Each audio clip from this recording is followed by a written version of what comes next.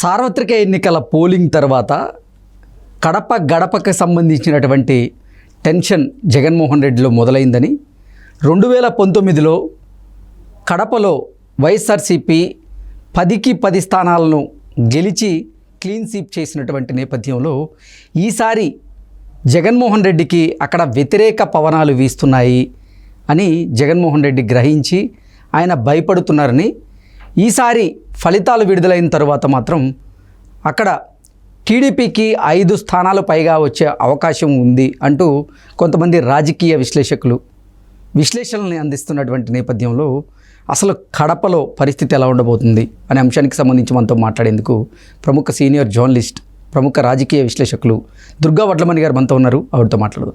దుర్గా నమస్తే. నమస్తే.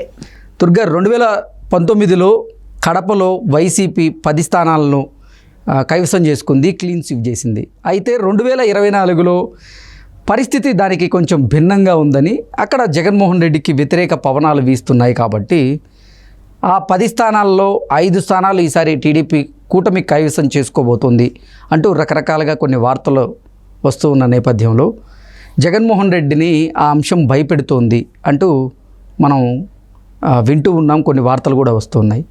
ఈసారి అసలు కడపలో పరిస్థితి ఎలా ఉండబోతోంది అంటే ఏం చెప్తారు? అసలు ఇప్పుడు మనం ఓవరాల్గా చూసుకుంటే ఈసారి ఎన్నికలు మనం చెప్పుకున్నట్టుగా పవనాలు ఒకవైపే వీస్తున్నట్టుగా తోస్తోంది. బికాజ్ ఇప్పటికి మనం ఒక 20 సర్వేల దాకా చూసాము, విన్నాము, దాని గురించి మాట్లాడుకున్నాము. ఏ సర్వే చూసినా అలాగే ఉంది.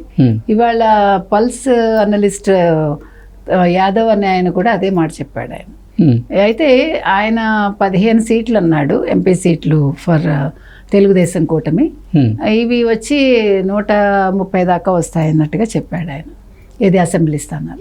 అయితే ఓవరాల్గా చూసుకుంటే మనం కడప ఈసారి హోరాహోరీగా సాగింది. దానికి కారణం కూటమి పక్క అయితే వీటన్నింటినీ మించి ఆయన చెల్లెళ్ళు ఆయనకి వ్యతిరేకంగా ఉండడంతో కడప రాజకీయాలు బాగా వేడెక్కాయి. ఓకే, ముఖ్యంగా షర్మిల గారు ఫస్ట్ నుంచి కూడా మొత్తం జిల్లా అంతా పర్యటించడం, ప్రతి నియోజకవర్గాన్ని టచ్ చేయడం, మీరు అవినాష్ రెడ్డిని తప్పకుండా ఓడించండి, అదేవిధంగా జగన్మోహన్ రెడ్డిని కూడా ఓడించండి అని ఆవిడ ఓపెన్గా చెప్పారు. ఎప్పుడూ లేనిది. అంటే వీటన్నింటినీ మించి రేపు ఎన్నికలు జరుగుతాయనగా ఇవాళ విజయమ్మ గారు, అంటే ప్రచారం చివరి రోజున విజయమ్మ గారు అమెరికా నుంచి ఒక వీడియో రిలీజ్ చేయడం, మీరు షర్మిలని మీ బిడ్డ అనుకుని గెలిపించండి, రాజశేఖర్ రెడ్డి బిడ్డ అని. అంటే ఆవిడ చెప్పకనే ఇది జగన్మోహన్ రెడ్డిని ఓడించండి అని చెప్పారు. సో ఇవన్నీ కూడా ప్రజల అంటే ఓటింగ్ సర్ల మీద తప్పకుండా వాటి ప్రభావం చూపిస్తాయి. గత ఎన్నికలు వేరు. గత ఎన్నికలు అసలు వైసీపీ వాళ్ళే ఊహించిన విధంగా 151 వచ్చాయి వాళ్ళకి. అది అసలు వాళ్ళు ఊహించలేదు. ఫస్ట్ అదేదో ఒక వేవ్ అంటారు చూడండి, ప్రజలు కొన్నిసార్లు ఒక వేవ్లో వేసేస్తారు ఓట్లు, దానికి ఒక రీజన్ అని మనం చెప్పలేము. అలాగని అధికార పక్షం మీద వాళ్ళకి వ్యతిరేకత ఉండదు, ఇక్కడ ఇష్టంతో వేయరు. కొన్ని సందర్భాల్లో అలా జరుగుతుంది. సో ఆ రకంగా వీళ్ళు ఈసారి మాత్రం ఇక్కడ వేవ్ లేదు, ప్రజలు నిదానంగా ఆలోచించి ఓట్లు వేశారు. ముఖ్యంగా కడప దాకా వచ్చేసరికి ఇప్పుడు మహా అయితే మీరు చెప్పినట్టుగా పులివెందుల వాళ్ళకి గెలిచే అవకాశాలు ఉన్నాయి. అయితే రాజంపేట కష్టమే వాళ్ళకి, మైదుకూరు కూడా కష్టమని అంటున్నారు. కొన్ని నియోజకవర్గాలు చూసుకుంటే ఓకే, ఈసారి అసలు అంటే కడప జిల్లాలో జగన్మోహన్ రెడ్డికి వ్యతిరేక పవనాలు వేయడం వల్ల మైదుకూరు, కమలాపురం, అలాగే ప్రొద్దుటూరు, ఇలా కొన్ని అసెంబ్లీ నియోజకవర్గాల్లో ఈసారి కూటమి సత్తా చాటబోతుంది. అక్కడ కూటమి అభ్యర్థులే గెలవబోతున్నారు.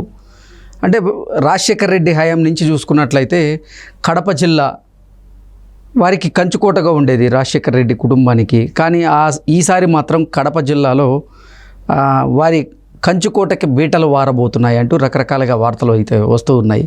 5 స్థానాలను అక్కడ ఇప్పుడు కూటమి కైవసం చేసుకునే దిశగా అడుగులు వేయబోతోంది అంటూ కొన్ని విశ్లేషణలు కూడా వినిపిస్తూ ఉన్నాయి. ఏంటి 5 స్థానాలు గెలిచేటువంటి పరిస్థితి ఉందా అంటే ఏం చెప్తారు? ఖచ్చితంగా ఉందండి, అదే చెప్తున్నాను. ఈసారి ప్రజలు ఆలోచించి ఓటు వేయటం ఒకటి. ఎప్పుడైతే వివేకానంద రెడ్డి హత్య జరిగిందో 5 ఏళ్ళైనా కూడా హంతకుడు ఎవరు అనేది తేలలేదు.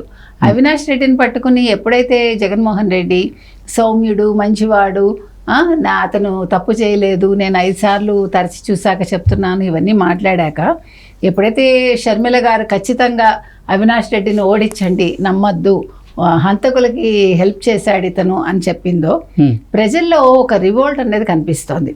వీటన్నింటికి మించి మీకు గుర్తుంటే పులివెందుల్లో భారతీరెడ్డి వెళ్ళినప్పుడు వైసీపీకి చెందిన అతను ఎవరు భాస్కర్ రెడ్డి గారు మీరు మా పట్టాదారు పుస్తకాల మీద జగన్మోహన్ రెడ్డి ఫోటో ఎందుకుంది అని ప్రశ్నించారు. సో ఇవన్నీ కూడా ఒక నెగిటివ్ ఆస్పెక్ట్నే మనకు సూచిస్తున్నాయి. బికాజ్ ఈ మనం అనుకున్నట్టు ఈ అదేంటది భూ యాజమాన్య హక్కు చట్టం ఏదైతే ఉందో ల్యాండ్ టైటిలింగ్ యాక్ట్ అది కూడా చాలా ఇంపాక్ట్ చూపిస్తుంది.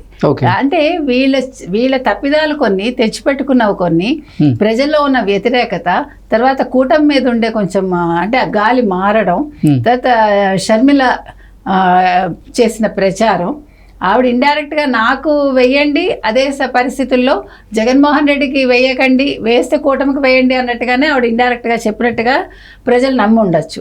కాబట్టి ఖచ్చితంగా తెలుగుదేశం కూటమికి 5 స్థానాలు అయితే ఖచ్చితంగా వస్తాయండి. అదేవిధంగా షర్మిల నెగ్గుతారు. తర్వాత మీరు చెప్పినట్టుగా అవినాష్ రెడ్డి ఓడిపోతారు. జగన్మోహన్ రెడ్డి చాలా తక్కువ మెజారిటీతో నెగ్గే అవకాశం అయితే కనిపిస్తుంది అంతే. 5 అసెంబ్లీ నియోజకవర్గాలు అన్నారు కదా, ఏ అసెంబ్లీ నియోజకవర్గాల్లో కూటమి అభ్యర్థులు నెగ్గే అవకాశం ఉందంటే ఏం చెప్తారు?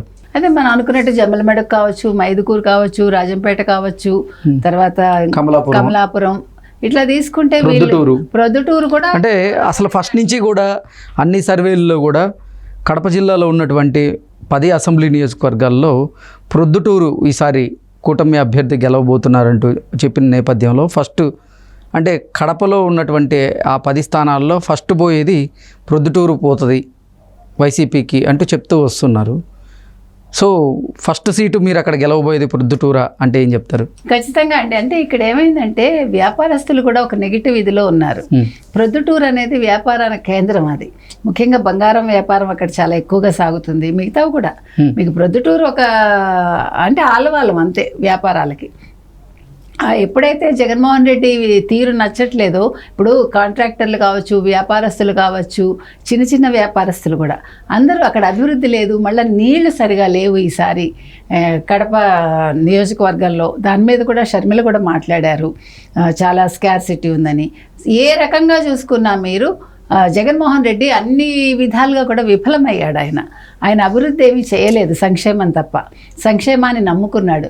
ప్రజలు పెద్ద సంక్షేమానికి ఆకర్షితులు అవ్వట్లేదండి.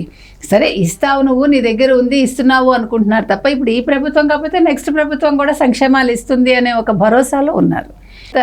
షర్మిల చేసిన ప్రచారం ఆవిడ ఇండైరెక్ట్గా నాకు వెయ్యండి అదే పరిస్థితుల్లో జగన్మోహన్ రెడ్డికి వేయకండి వేస్తే కూటమికి వేయండి అన్నట్టుగానే ఆవిడ ఇండైరెక్ట్గా చెప్పినట్టుగా ప్రజలు నమ్మి ఉండొచ్చు. కాబట్టి ఖచ్చితంగా తెలుగుదేశం కూటమికి 5 స్థానాలు అయితే ఖచ్చితంగా వస్తాయండి. అదేవిధంగా షర్మిల నెగ్గుతారు. తర్వాత మీరు చెప్పినట్టుగా అవినాష్ రెడ్డి ఓడిపోతారు. కాబట్టి సంక్షేమాలు మాత్రం ఈసారి గట్టెక్కించవండి. మీరు చెప్పినట్టుగా ఎప్పటి నుంచో వైసీపీకి అండదండగా ఉన్న కడప ప్రజలు ఈసారి మాత్రం చెయ్యిచ్చేయడానికి రెడీగా ఉన్నారు. ఓకే అండి, థ్యాంక్ యూ సో మచ్.